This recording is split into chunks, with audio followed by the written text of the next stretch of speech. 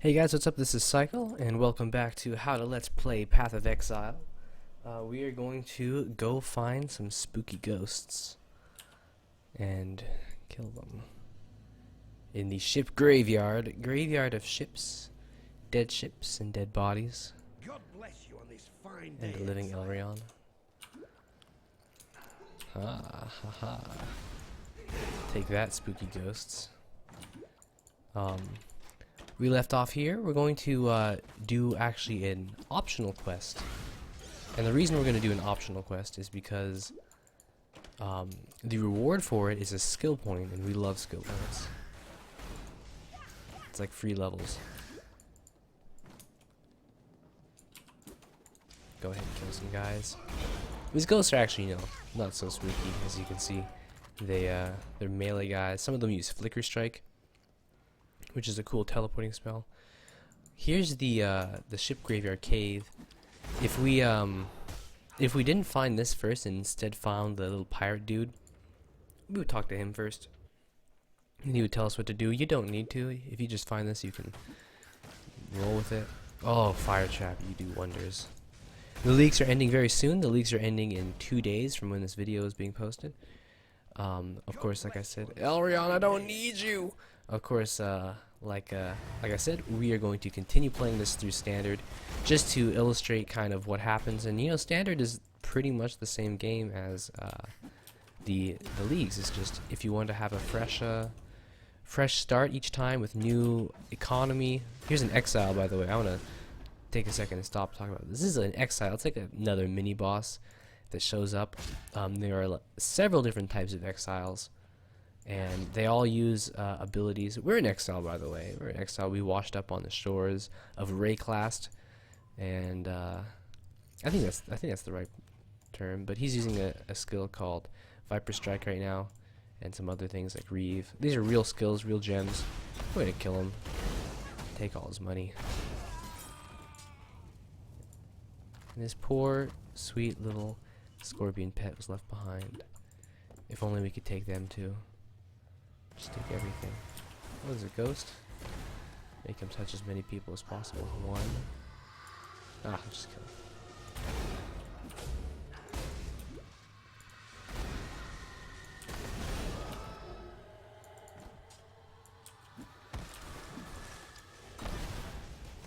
We are blinded, by the way. The ghost is making alright, just run away, whatever.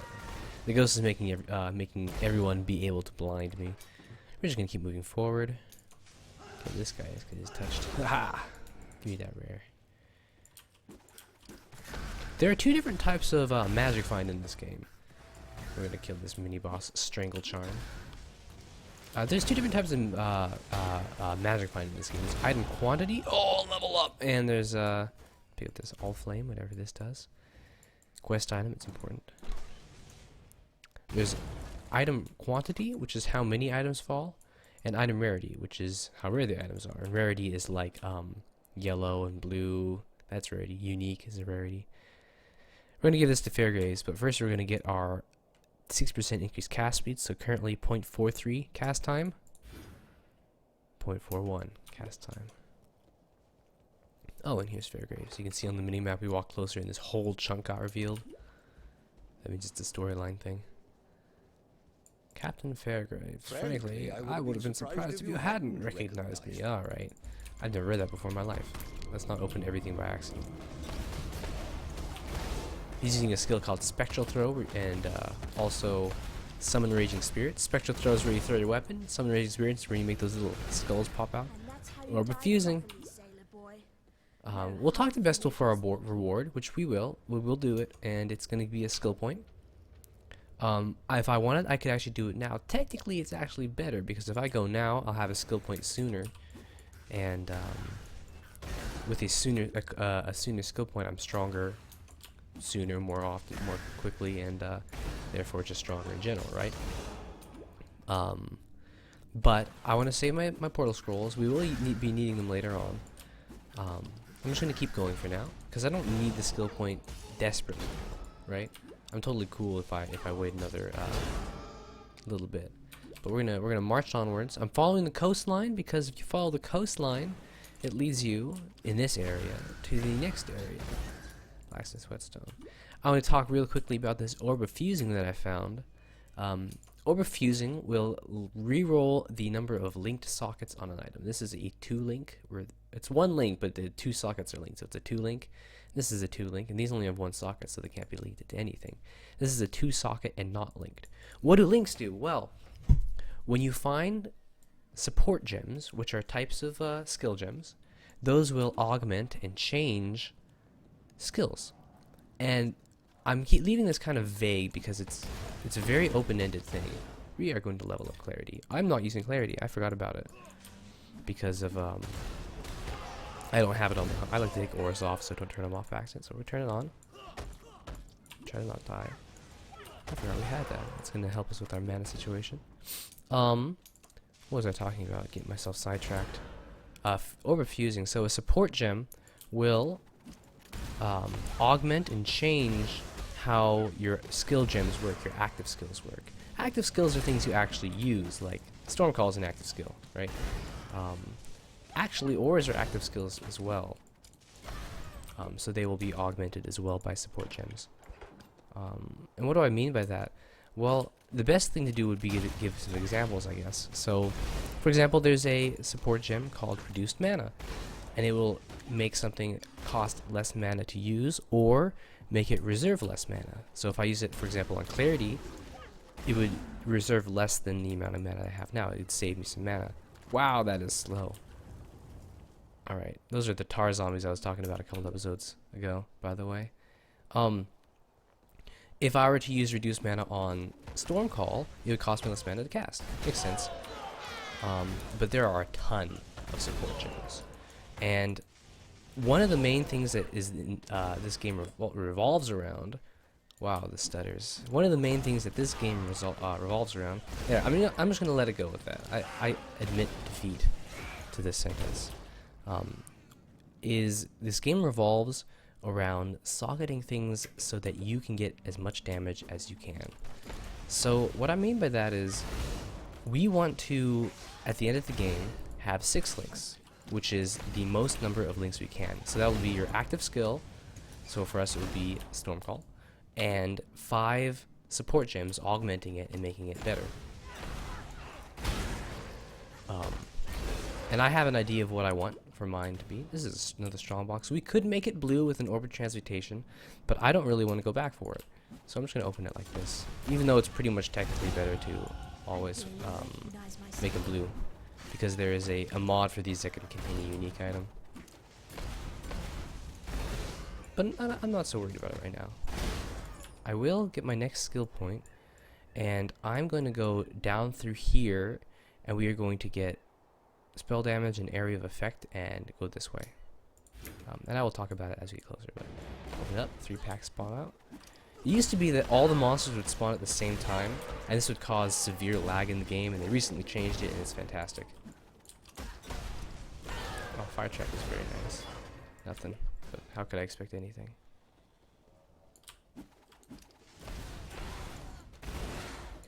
Kill them all. Well, I heard a weird sound. I just wanted to make sure that nothing fell. Like a mirror. That would be sad. Oh, mirrors are one of the more, and by one of the more I mean it's like the rarest and the most expensive currency drop in the game.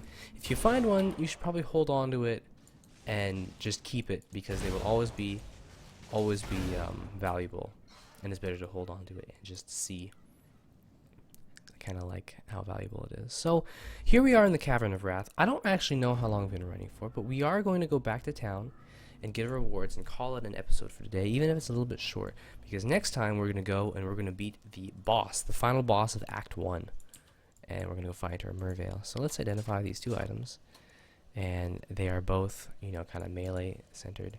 Oh, here we go. Support gems. Added lightning damage, minion life, and fork. And they all do different things. They say what they do on them in the blue. So added lightning gives you lightning damage. Just adds it. Minion life gives your minions 30%. So if I'm using like summon skeletons or raise zombie, they'll have more life. 30% increased life. And fork is when it says projectiles fork, which I guess doesn't really explain it. But if I, for example, were to shoot something, do I have an example? I haven't really shown an example of this, but let's say I shoot a fireball. Fireball just goes psh, and shoots across the screen. If I use fork, if I hit something with fireball, it'll then split into 2 projectiles and then hit 2 more guys. It stops. It doesn't go forever. It just does it once. We're going to take added lightning, and we're actually going to be using it. And we're going to take our skill point. So we'll first get our skill point, and we're going to keep going this way because I know I want to be getting all of these goodies. We will be getting life nodes as well because life is the key to survival. And we are going to... Oh yeah, let's sell these 2 items. Sell. I'll put them in our special how to Let's Play Path of Exile stash here. And we don't have a chromatic orb. I really want a chromatic orb so I can make this... Welcome.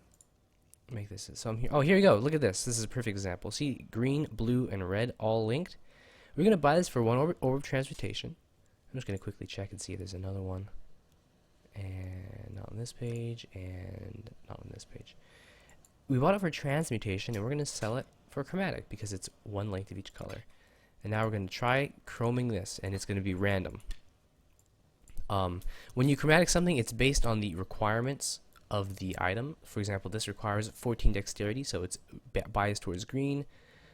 If something required intelligence, like the gem requires intelligence here, but no, it just is. So if it requires intelligence, it biased towards blue, and strength is biased towards red. This has no actual requirements, even though it's a wand, you think it's blue. No requirements. It's not biased towards anything. I could get red for anything. Okay. Well, I don't want to stop playing, so we are going to just go ahead and use a couple of these other chromatics. Lol. So, Stormcall here is 48 damage, and now it's 58. Isn't that fantastic? When I do the next series coming up on Tuesday for I'm going to try to rush in the 1 month hardcore league. Do as fast of a rush as I can, at least, you know, to show how I level up quickly in a fresh league. It's going to be a completely fresh dash, so I won't be able to be like do this and save time. But what happens is when you're really playing, you will have to chromatic stuff, and if I did not get it there, like I got red and I had nothing else and no other way to do it, I could either ask people to trade, like I could go to the trade chat here, trade, and or you can click this thing and ask people for chromatics and maybe trade them some of the currency I had, or I would just have to take out like lightning tendrils to put Stormcall in there or something. So it really is that way. It's a little gambly sometimes when you're using these orbs. It's very nice. I like the randomness. So anyways, that's all. My tongue today. That's all for this episode. Next time we're gonna go and we're gonna kill Merveil. Look at this, all the way through Act 1. Fantastic. So, thanks for watching. Subscribe so you can keep up with me, and see you guys next time.